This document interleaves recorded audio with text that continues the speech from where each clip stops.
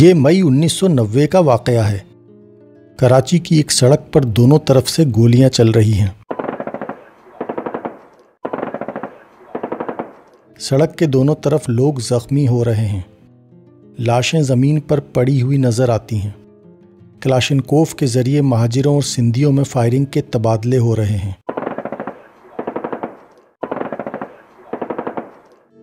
Police کے افراد بھی خوفزدہ ہو کر پیچھے ہٹ گئے ہیں۔ اتنے میں سائرن کی آواز آتی ہے۔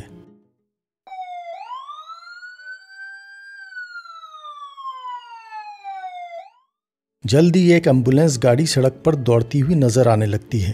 جیسے ہی ایمبولینس سامنے آتی ہے، دونوں طرف کے لوگ اپنی اپنی فائرنگ روک دیتے ہیں۔ ایمبولینس کھڑی ہوتی ہے۔ اس کے آدمی مردہ لاشوں کو اور زخمیوں کو اٹھا کر اپنی گاڑی میں رکھتے ہیں۔ اس پوری کارروائی کے دوران لڑائی بند رہتی ہے۔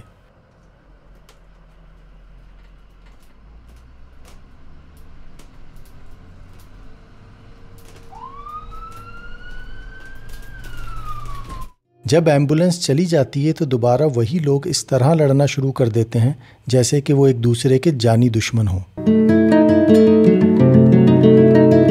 یہ کراچی کے عبدالستار ایدھی تھے۔ انہوں نے اپنی بے غرضانہ خدمت سے لوگوں کے اندر اتنا احترام پیدا کیا ہے کہ جہاں وہ پہنچ جائیں وہاں لوگوں کے سر ان کے آگے جھکنے پر مجبور ہو جاتے ہیں، خواہ وہ فسادی اور دہشت گرد کیوں نہ ہوں۔ عبدالستار ایدھی کی تعلیم صرف چھٹے درجے تک ہو سکی تھی۔ 1947 میں وہ جوناگڑھ سے نقل وطن کر کے پاکستان چلے گئے۔ وہاں وہ حصول معاش کے لیے معمولی کام کرتے رہے۔ پھر انہوں نے دیکھا کہ پاکستان میں ایمبولینس سروس بہت کمزور ہے۔ ان کے اندر خدمت خلق کا جذبہ پیدا ہوا۔ انہوں نے قرض اور چندے کی مدد سے ایک پرانا ٹرک خریدا اور اس کے اوپر پردہ لگا کر اس کو ایمبولینس گاڑی کے طور پر استعمال کرنے لگے۔ زخمیوں اور مریضوں کو ہسپتال لے جانا، لاوارث لاش کو قبرستان پہنچانا، اس قسم کے رفاہی کاموں میں سرگرم ہو گئے۔ ان کے خلوص اور محنت کو دیکھ کر لوگوں نے تعاون کرنا شروع کیا۔ انہوں نے مزید ایمبولینس گاڑیاں خریدیں، یہاں تک کہ اب ان کے پاس سینکڑوں گاڑیوں کا دستہ ہے جو سب کی سب سائرن، وائرلیس گیس سلنڈر وغیرہ سے لیس ہیں۔ ان کے علاوہ انہوں نے ہیلی کاپٹر اور جہاز بھی خریدے ہیں تاکہ دور تک کے ضرورت مندوں کی ضرورت پوری کر سکیں۔ اسی کے ساتھ انہوں نے ہسپتال، زچہ گھر، یتیم خانے اور مختلف قسم کے رفاہی مراکز قائم کر رکھے ہیں۔ اب انہوں نے 11 ایکڑ کی ایک زمین حاصل کی ہے، یہاں وہ اپنے تمام شعبے قائم کریں گے۔ اسی کے ساتھ اس کے اندر ہیلی کاپٹر کو ٹھہرانے اور اتارنے کا میدان بھی بنایا جائے گا۔ ایک وقت ایسا بھی تھا جب عبدالستار ایدھی کی مفلسی کا یہ عالم تھا کہ ان کی ماں بیمار ہوئی تو ان کے پاس دوا لانے کے پیسے تھے اور نہ ماں کو ہسپتال لے جانے کا سا دھن۔ ان کی ماں نہایت تکلیف کی حالت میں مر گئی، مگر ماں کی موت نے ان کو ایک نئی زندگی دے دی۔ اس سے ان کو سخت جھٹکا لگا۔ انہوں نے سوچا کہ اس طرح کتنے غریب ہوں گے جو تکلیف میں تڑپتے ہوں گے مگر ان کی کوئی مدد کرنے والا نہ ہوگا۔ انہوں نے فیصلہ کیا کہ وہ ضرورت مندوں کی مدد کے لیے خدمت خلق کا ایک ادارہ قائم کریں گے۔ دہائیوں پہلے یہ ادارہ انہوں نے نہایت معمولی حالت سے شروع کیا تھا۔ آج وہ اتنا بڑھ چکا ہے کہ اس کا سالانہ بجٹ کروڑوں روپیہ ہے۔ جس شخص کا حال یہ تھا کہ مرض الموت میں مبتلا اپنی ماں کی دوا خریدنے کے لیے اس کے پاس پیسے نہ تھے، وہ آج اپنے مرکز میں ہزاروں آدمیوں کے لیے کھانا اور کپڑا فراہم کر رہا ہے۔ عبدالستار ایدھی کو عالمی انعام مگسیسے ایوارڈ دیا گیا ہے۔